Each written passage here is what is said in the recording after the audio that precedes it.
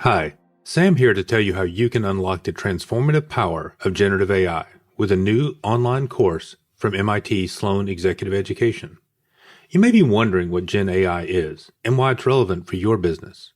In this on-demand online course, led by experts from MIT Sloan and the Schwarzman College of Computing, you'll explore Gen AI's promises and limitations, investigate its applications for your business, and learn how you can implement a strategy for it. Visit executive.mit.edu/SMRAI to sign up for the course and gain the MIT edge today. That's executive.mit.edu/SMRAI.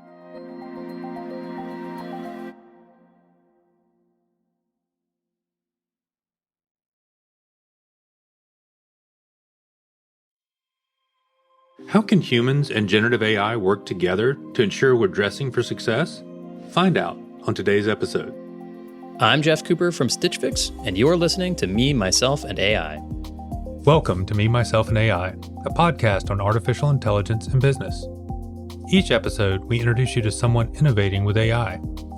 I'm Sam Ransbotham, Professor of Analytics at Boston College. I'm also the AI and Business Strategy Guest Editor at MIT Sloan Management Review.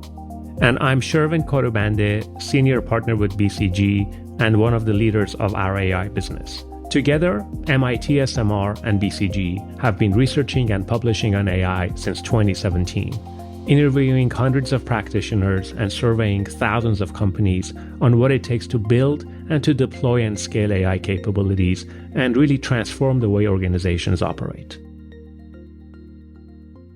Hi, everyone. Today, Shervin and I are talking with Jeff Cooper, Senior Data Science Director at Stitch Fix. Jeff, thanks for taking the time to join us. Thanks so much for inviting me. I'm really excited to be here. Let's get to some fashion basics here. What is Stitch Fix? Stitch Fix is an online personal styling service. We serve more than 3 million clients, we call them, in women's, men's, and kids.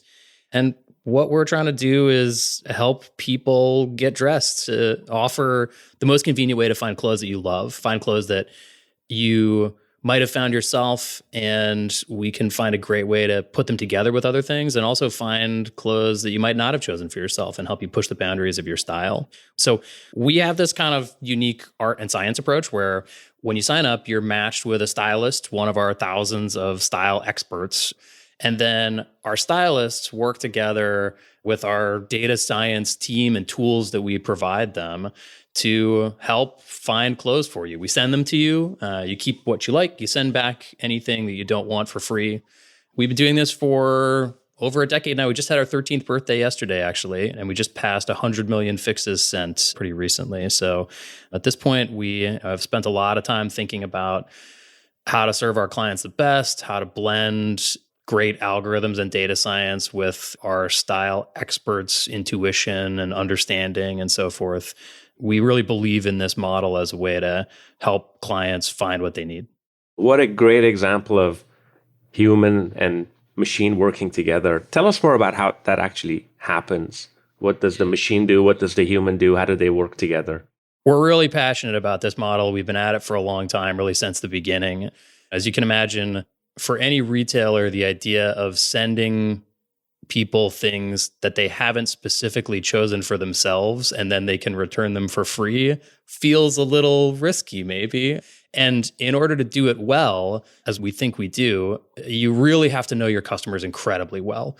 So we have, certain things that we think hard about doing. We have to have great learnings about our customers. We ask them many questions. Our customers are interested in talking to us about their style. They're here to help be styled. And so we think really hard about all the ways that we gather feedback. When you try on an item, whether you keep it or return it, we ask for a lot of feedback. We get a lot of feedback. 85% of clients leave feedback on items. We ask for a lot of questions up front. We ask some questions as you go. And typically, clients leave many requests as they go shipment by shipment. So you're learning a lot about your customers through these questions and requests. Then you have the question of, okay, what do you do with it? A big piece of this is the human approach. Our stylists get to know our clients well. We have tools where our stylists can see the history of all the people that they've worked with, all the feedback that they've given, all of the ratings, and then within those tools, our stylists also get recommendations from our own internal systems about what our systems think might be great for that client. And so that's really where our machine learning and AI comes in. We think of our tools on the machine learning and data science side as a great way to help our human stylists kind of get in the ballpark. For any given customer, there might be thousands or tens of thousands of items that might, in principle, be appropriate for them. And a person working with a client and trying to serve them in a timely fashion, it's hard to go through every single thing in the inventory and think about what might be the perfect fit. So a lot of what we do is help our stylists, narrow down with data and algorithms to a set of items that we think are pretty good, that respect the client's requests for both in general their style and also for that particular fix. If they're shopping for a particular occasion, our algorithms can interpret that from the request that they've given, and our stylists can see that. And then the last mile, in many senses, is handled by our stylists who know about fashion trends in a way that our algorithms still don't know. They know about the sort of human emotional connection that they've made with their client, the specifics of the occasion they might be asking for. And so they can really help them figure out, this would be the best thing for you to try on at this time. So we have a lot of tools that we build on the data science side that we try and arm our stylists with in order to help them find the best assortment of things that they can send our clients to. Lots of data, lots of feedback. Yeah, 85% of customers leaving feedback seems huge. That just doesn't seem normal for feedback levels from customers.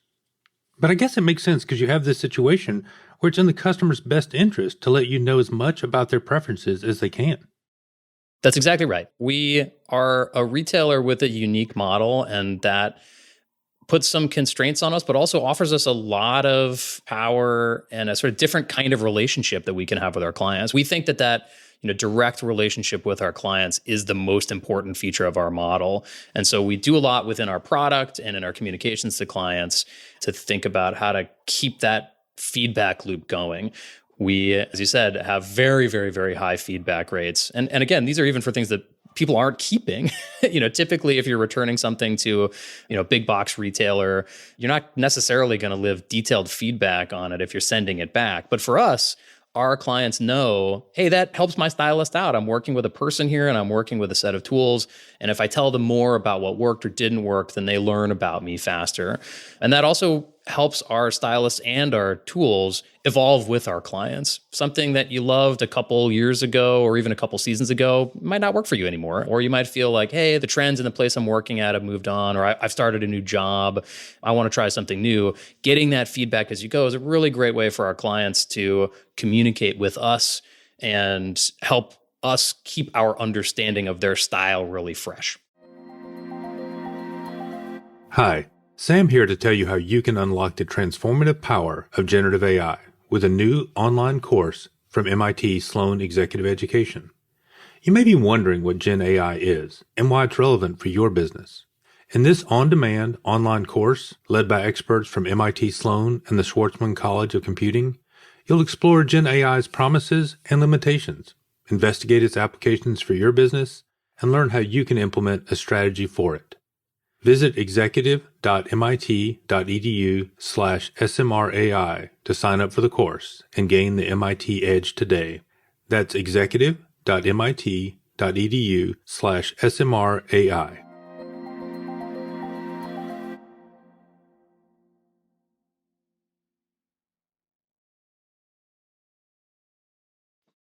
Give us a sense of the scale here. You mentioned 3 million customers. How many items? We're a full-size, full-spectrum clothing and apparel retailer, both apparel, shoes, accessories. We ship a couple 100,000 fixes a week, and we have a couple of thousand stylists employed. And so there are many moving parts to help this business scale from where it started with our founder originally just, putting these fixes together in her apartment. And so that's a big part of what our tools and automation are about, are taking a model that is bespoke and human and enabling this kind of connection and empowering the stylists that we have so that they can scale that connection to many clients that they might work with and enable our business to scale across the millions of clients that we're helping to get dressed. And I have to imagine that generative AI must be pretty high on your radar too, with all of its, I guess, more cognitively advanced capabilities. Very much so. We're really excited about all of the new advancements over the last several years.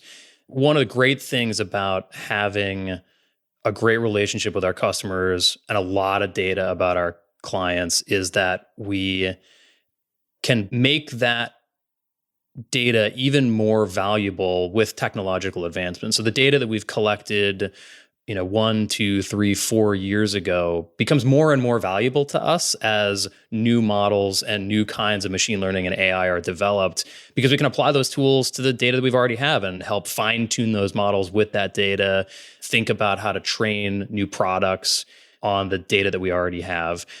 We have been excited about generative AI for some time. We started working on our outfit completion model as a little example of a native internal to us, what we think of as generative AI process, something that our stylists were teaching a model which items go together in order to help it build outfits in a fully automated way. So if you go to our site and you've shopped with us, you'll see a popular feature called Complete Your Looks, which helps pick out items that you've kept that we know that you own and liked, and pair them with other things that might be interesting to you. Our clients can shop for those themselves right on the site using a feature called Freestyle, or they can save them for their stylists to notice and talk to their stylists about, I loved the way that this looked and so forth. So that kind of early, hey, we're going to create some new content using deep learning models based on top of our existing personalization engines was some of our early forays. We also very early on got excited about large language models.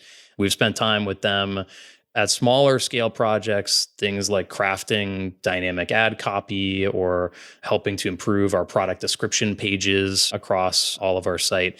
More recently, we've made better and better use out of their new models. We have a really exciting new feature working with our stylists using generative AI, where our stylists write personalized notes for each of our clients every time they ship them a fix.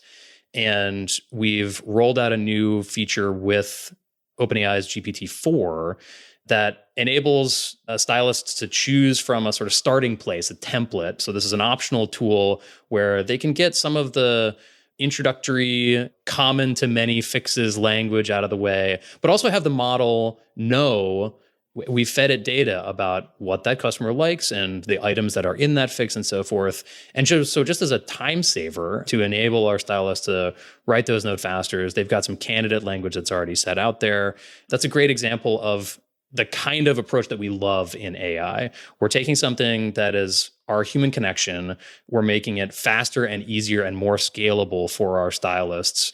This has saved close to 20% of note writing time for our stylists, which is a big savings at our scale. And our stylists have been really thrilled with how this kind of a feature has rolled out. Yeah, it allows them to focus on what really their strengths are, which might not necessarily be note writing, but much more in like design and picking the right assortment. Exactly. And all that. Yep. This seems fundamentally different, Shervin, than many other guests we've talked to.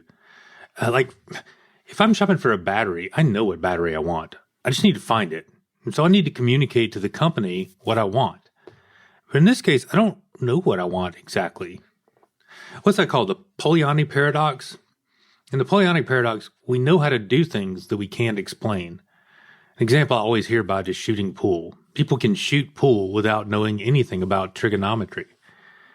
In this case, how can we tell the models how to behave if we don't ourselves know what we want or like? It seems like an interesting scenario here where you're in, like you said, a discovery relationship. If you talk to people like me, we don't know what style we want, but I know what I hate when I see it. It seems fundamentally different. It's more open-ended. Yeah, much more open-ended than destination-oriented. Yeah, it's more open-ended. Yeah. But I would say, I know this was a question to you, Jeff. I would say that, in my view, isn't this a design problem where you don't know what you're designing, exactly what shape it should be. It could be automotive, it could be art or something. But there's a lot of parameters and there's boundary conditions. And so you have choices. It's not a risk problem where it's like, yeah, this is a fraudulent, transaction, don't authorize it. Or like, this is the right offer for this customer at this moment. I know exactly, send him this out of these 3 promotions. This is different because it's so open-ended. And maybe there is not just a global, optimal. Maybe there's many. Yep. And anyway, I mean, Jeff, you're talking about a ongoing relationship. Very much like so. If I'm in a relationship with Sam, I'm not trying to optimize every single interaction. I'm just trying to have a good relationship. What you said, Shervin, resonates so much about this being, something where we don't know what the quote unquote right end goal should be. And it's quite difficult to design, on the data science team, we think a lot about there needs to be an objective function on these models. What does it need to be? And we have a lot of debate on the team about exactly how to model our client happiness and satisfaction in a way that the models can steer in the right direction. One of the reasons we're so passionate about this combination of humans and ML is that, first of all, it enables us to solve some of those thorny problems by saying, well, the humans will do some piece of the company's objective function, and the models will do some piece of the company's objective function. And both of them will contribute the things that they're best at so that we can help make our sort of, our overall client outcomes the best. A really interesting thing, thinking about design space and how machine learning models can help with these fundamentally creative problems is we see both patterns within our usage where the models are helping our stylists get in the ballpark, and then our stylists kind of narrow down and find the last mile. But we also see patterns of the other kind where our stylists are fundamentally describing some core constraints, and then our models are nailing down exactly where they want to land. Our outfit model is a good example of this, where we spent a lot of time with our stylists helping them train the model. And a lot of what the stylist training was there to do was to build kind of guardrails into that model that say, you're never going to have this kind of pant go with this kind of jacket. These are pajama pants. They cannot go with a nice blouse. Those kinds of fundamental guardrails, both in hard business logic, but also just in repeated training and helping the model understand the kind of core concepts. And so, we think in many parts of this creative process, there are places for, both the machine to provide the core search space that then the people are working within, and the humans to set out the core search space that the models are then working in. And which you use depends a lot on the specifics of the product feature that you're trying to design and the scale. So for something like our outfit model, we're trying to create tens of millions of outfits a day for our clients. We cannot have human beings put all of those together every time. For our fixes, we must have our stylists really involved in that process because that's one of our core promises. And so we think depending on the kind of feature, the kind of scale you're working with, there are a spectrum of possible interactions between the human and the AI model that can help the company produce the best outcome. Yeah, no, that makes a lot of sense. And I mean, when you made the comment of this is a pajama top or bottom, doesn't go with this. I mean, it doesn't go with this now, but it might, right? I mean, exactly. If you think about it. For sure. And so it seems like it's a ongoing dialectic, maybe a trialectic, right? Between like I think that's exactly right. It is a three-legged... and the machine and the customer, right? Very much so. If you want to even make it a little more complex, as we love to do in data, it's really a 4-point problem where the fourth is wider fashion trends, exactly to your point, where we have this ongoing evolution of what our customers are seeing out in the market, what they're seeing out in fashion, out in the world, what our stylists are seeing as up and coming trends that our customers, might not be aware of or might be aware of, but don't think that they're sort of right for. And our stylists can kind of see something within our clients and say like, actually, I think you would look great in this, even if you don't think so. And our models, which can help pick up some of those trends in the data among other customers that are similar to that one. So it does end up being this really interesting set of conversations between all of those points. One of the things that struck me, I was immediately going to what is the loss function I'm optimizing on?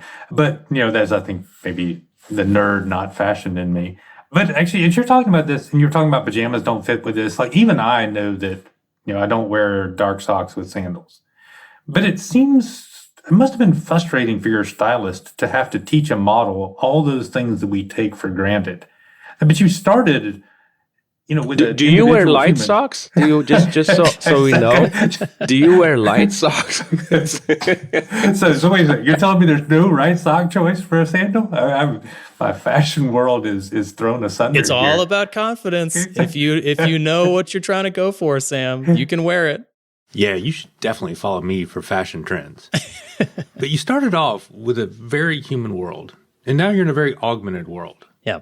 Over the course of these 13 years, it seems like there must have been some frustrating toddler years in there where your stylists have to be saying, I can't believe this stupid model put this together like this. How do you work through that? Very much so, and really interesting history. I wasn't here at the very beginning of Stitch Fix, but I've heard about plenty of stories in developing the models. You get started where you can, and the process of getting stylists comfortable with the scores that our models are producing is an ongoing one that we're always still talking about. In the early going, you have basic recommendation models, and even 10, 12 years ago, people had a good sense of, hey, a simple scoring system that is going to say these other clients that have bought similar things might also be interested in this kind of thing is going to help you narrow down to, a set of items that might be useful. That's something that any stylist, really anybody working in retail can understand. And we've just layered on improvements and complexity since then, working really closely with our stylists where they request a lot of features and request a lot of things, both changes to the model or additional information that might be helpful to them. One of the spaces that we've been working hard on and considering where it might be useful is, as we now have been around for many years and many of our customers have been with us for dozens and dozens of fixes, for a stylist to come in and look at all of the feedback that they've given over years potentially can be really complicated. Well, with our new generative tools, we have the possibility that we can create summaries of those things and help compress some of that information a little bit further. In this case, almost like you have a stylist having a partner that can help do some of the extra work right alongside them. But how we think about talking to our stylists about why is this score what it is a really complicated problem for any human in the loop kind of system. It's not one that we've solved at all. We do a lot of training with our stylists. A really big advance for us in the last couple of years was moving our models to a single unified recommendation model. One of the toddler steps, as you say, that we took along the way was having, here's a machine learning model for women only for fixes. Here's a machine learning model for women only for the freestyle portion of the site, the clients shopping on their own. Here's another different model only for men. And having even several different models that might be used at different points in the fix journey. A big advance that we had was to help bring all of those models together into a single centralized place where we can gather all of the information about all of our clients. And now, at least day-to-day, client-to-client, stylists can feel like, okay, this model always knows all of the information about the client, as opposed to, when they're shopping over here on this part of the site, it doesn't know things that I, as the stylist, know that this customer has bought. That seems really easy to say, but really hard to do. Hard to do. And a lot of it comes down to this explainability question. This interaction that we have between stylists, customers, and models, to take the social portion out of it for a minute, any machine learning system has to face the question of explainability, of the people that are using it or getting outputs from it often need to understand something about why these things were generated. And that's a hard enough problem to solve just, when you're talking directly to a customer. If I look at my recommendations on another retail site, I might be like, what? Why is this being recommended to me? I don't quite understand. Many different people have tried to solve this problem in different ways. We have the additional complexity of also our stylists need to understand where these recommendations come from. And our stylists need to explain those recommendations to our clients. So we need to be able to find ways for our stylists to have a sense of what is the model's thought process in some sense, And then for them to also be able to explain why these things might have, we think, as a kind of human plus model combo, been a particularly good choice for our clients. That's something that, as a great example, we think our stylists are still really, really, really expert at. It's quite difficult to beat, even with advanced language models, the power of a person who knows their domain well and can talk through why, for you, an individual, this piece might be the best. So we talked about the wide, gamut of items and customers and data. And you said, several thousand stylists. How is AI helping them learn from each other? Because when you were talking about our stylist, I'm thinking it's just not a homogeneous group of people, and they have different tastes, and they could learn from each other, or they could challenge each other. So how are you doing that? We work closely in training them on the latest and greatest for our machine learning models and our tools. What are the things to be aware of this season, or as new merchandise and apparel rolls in for the current new month? And so much of that training is done at the human level to help them understand, here's the things to look out for. Here's the things that are going to seem new. A great example here was the rollout of this generative AI note writing template, where the training that we're doing for that varied a good bit depending on, are you someone that has been writing notes for many, many years on your own? Are you someone that has seen other attempts that we've made to do note writing tools? Or are you coming into this fresh? Our research really suggests that our clients are looking for more interaction with our stylists as humans. And we think that's the really exciting next frontier for us to be helping our clients to understand, hey, from the very beginning, we can talk to you a bit about why this stylist has been paired with you. Any style expert is going to have a sense of the customers that they really resonate with, the fashion trends that they really resonate with. We have all of that information. And that's a really exciting area that we're thinking about finding ways to surface better to our clients. Wonderful. Tell us how you ended up where you are. What was the journey like? I don't see a lot of cognitive neuroscience in this so far. Is it there? I'll say we have a wonderful team of people here, many of whom came from scientific backgrounds. I'm sure, as many other of your guests have talked to you about, background in academic science ends up being a wonderful set of experiences to learn about how to interact with real data. We have a little bit of a running gag at Stitch Fix with our people with social science backgrounds, like myself, coming from psychology, other people who've come from perhaps economics or other social science backgrounds, talking to our partners who have physical science backgrounds. And you get sort of a somewhat different exposure working with data. If you come from astronomy or geology or chemistry, you might have a sense of how you expect data to behave. Stars, they are a little bit different from each other, but yeah, stars follow rules. Yeah, they follow rules. If you spent Humans don't. Your academic background cutting your teeth on working with college undergrads or little kids, or even grown-ups out in the world, you understand variability in data at a more visceral level than you might otherwise. So I got into data science in part because I'm interested in people. I'm interested in human behavior. I just think people are the most interesting, complicated things in the world. That's why I got into psychology in the first place. And data science ends up being the field where there is the most data about what people do. And so a lot of what I think about day to day still really resembles thinking about our core theories about decision making that I was doing back in grad school.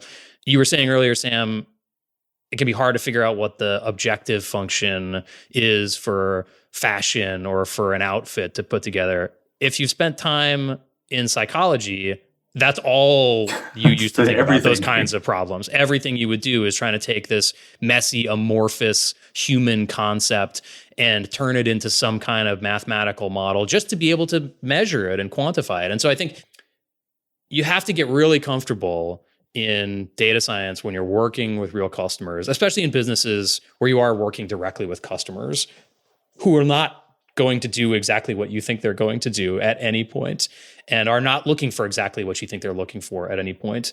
You have to get comfortable with the idea that you need to take something very squishy, something difficult to render into numbers, and find a way to turn it into numbers so that you can measure it. I think data science is a wonderful field for the art of using math, using statistical modeling, using high precision computing tools to actually say something interesting about these really complicated, hard to predict things about how we feel and decide and how we feel like we look good, our self-image, they seem very difficult to put into numbers, but when you put them into numbers, you can often learn a lot. That's a great answer. And it opens, our minds that data science doesn't have to be only in fields where it's not exactness necessarily. Yes. In fact, the amorphousness that you're talking about and the wide range, the spectrum of possible very good solutions to something is a great tool for open-ended problems, which are actually all of human problems are open-ended that way. Statistics and machine learning are both fields that are fundamentally about dealing with variability in data. They are about dealing with problems where you do the same thing and something different happens. And nothing is better for variability in data than fashion. Two people look at the same thing and one of them thinks that is amazing. And one of them thinks, not for me. And being able to take that very human variability and turn it into something that you can approach with numbers, try and make some predictions about, try and summarize at scale, I just think is an incredibly fascinating problem. Shervin, are you 5 questioning? I usually send that to Shervin like on the slide, but I'm not. The 5 questions? Let me pull that up. So Jeff, do you know about the 5 questions? I don't think I do. That's wonderful. That's supposed to be the one. Shervin likes it when people get blindsided. Yeah, we have a short segment where we ask you 5 random questions. I like that you've described this as a verb. Are you 5 questioning? So we're going to ask you 5 questions. Tell us the first thing that comes to your mind, just sort of rapid fire type. What do you see as the biggest opportunities for AI right now? How to get it to work with humans. Wonderful. What is the biggest misconception about AI? What do people get wrong? That it's smarter than humans. What was the first career you wanted? What did you want to be when you grew up? An astronaut. When is there too much AI? When it doesn't leave space for people. What is the one thing you wish AI could do right now that it can't? Operate in the physical world more. We're very excited about, and when I say we here, I mean, I think, in the data science and our AI community, about all that we can do with information and language. Fantastic, super important. There's so many more opportunities to help people when we think about not just robots, but sort of automation and physical automation starting to be more linked to these more cognitively powerful models that we can interact with in a more human way. And really, we think, a lot of what has been so interesting to everybody about the large language model moment and the big advances is that it offers the opportunity to interact with these automated systems much more like you would interact with a person. That's what people want to do. And so unlocking the ability for us to interact with automated systems that can operate in the physical world more in a more human way, I think is an area I'm really excited about. That's wonderful. That makes a lot of sense. Jeff, we appreciate the time you spent with us today. It's been so fun. It's really fascinating how you're using AI to help your stylists and customers learn more about themselves. In this case, everything you've mentioned has been about learning, bidirectional learning even. I think I hadn't appreciated that symbiotic relationship before today. Your models are exploring a space, and your stylists are helping the models explore the space. That feedback and loop seems really important. I also hadn't appreciated the complexity. These things always sound so simple. Oh yeah, use some AI to help solve this problem. But the devil is in the details. I guess in this case, the devil doesn't wear Prada. The devil wears silicon. That was very good. Yeah. And I like the phrase about getting started where you can. I think that's such a good phrase, Shervin. That's one we can pick up on. Get started where you can. Thanks so much for talking with us today, Jeff. It's been so great. Thanks for inviting me. The devil wears silicon. That was really good. This is nice. Thank you. Did you just come up with that right now? Or did you work on it? Yeah, I mean, I know. I wish. That's very good. Thanks for joining us today. Next time, Shervin and I talk with an AI startup founder who starred in a recent Spielberg film. Get ready, Player One, grab your popcorn, and tune in 2 weeks. Thanks for listening to Me, Myself, and AI. We believe, like you, that the conversation about AI implementation doesn't start and stop with this podcast. That's why we've created a group on LinkedIn specifically for listeners like you. It's called AI for Leaders.